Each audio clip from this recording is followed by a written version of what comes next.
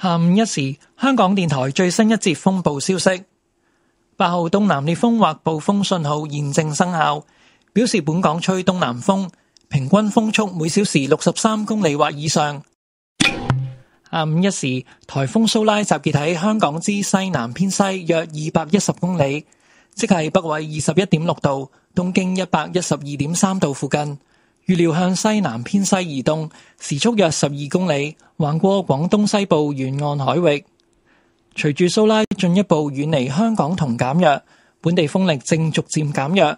天文台會喺下午4時20分改發3號強風信號，但蘇拉相關嘅雨帶仍然影響珠江口一帶。本港地區部分時間初時仍會吹烈風，海面仍然有大浪及湧浪，市民應該遠離岸邊，切勿進行水上活動。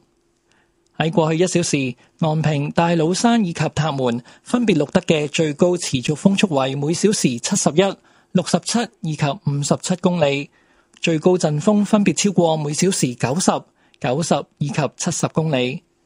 防風措施報告：部分地區仍然吹烈風及狂風，切勿鬆懈防風措施。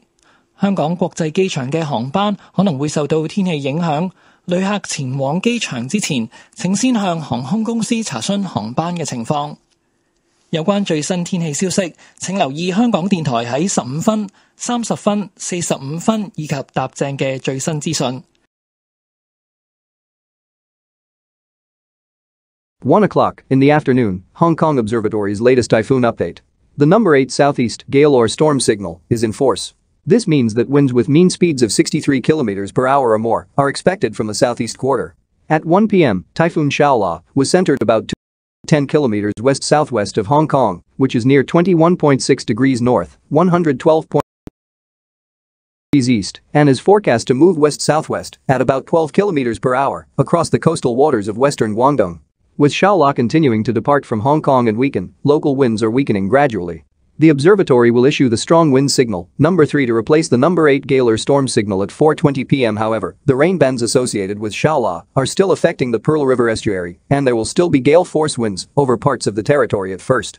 Seas will still be rough with swells. Members of the public are advised to stay away from the shoreline. Do not engage in water sports. In the past hour, the maximum sustained winds recorded at Ngongping, Tate's Cairn, and Tap Moon were 71, 67, and 57 km per hour, with maximum gusts exceeding 90, 90, and 70 km per hour respectively.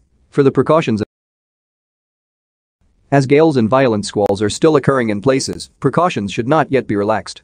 Flights at Hong Kong International Airport may be affected by the weather. Please contact your airline for the latest flight information before departing for the airport. Please listen to Radio Television Hong Kong on the radio in every hours at 15, 30, 45, and o'clock for the latest weather information broadcast. And that's all for the typhoon update. 呢一節風暴消息報導完畢。